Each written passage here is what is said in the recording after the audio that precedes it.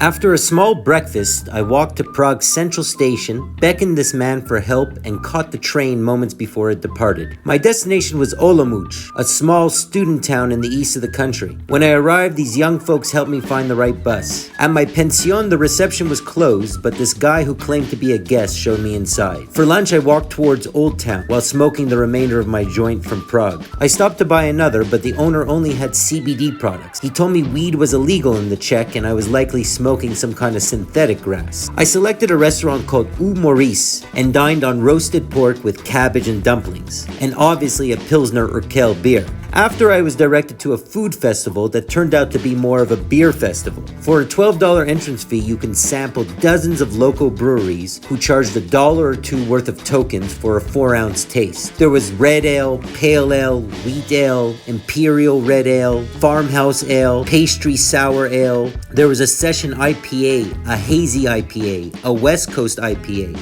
an oatmeal stout, a Baltic porter, and something called a Rauch Bier Marzen. Most of the crowd sat at long wooden tables, but I stayed on my feet drinking around a circular table with some locals, including a barefoot guy who spoke about the challenges of living without shoes. I bought another handful of tokens and then another. I couldn't believe I had stumbled upon a beer festival in perhaps the best beer country in the world. By the time I left, I was in pretty good spirits and in need of some nourishment. I stopped at Claudio's for a hearty cold-cut sandwich before heading over to one other place that had been recommended to me. The St. Venceslav's Brewery was a traditional brew pub that specialized in natural, unfiltered beers. Processed in its signature copper brew kettle, the beer was amongst the best I've ever tasted. I drank 3 Svak Schluss before I was finally able to pull myself away and commence my walk back to my pension.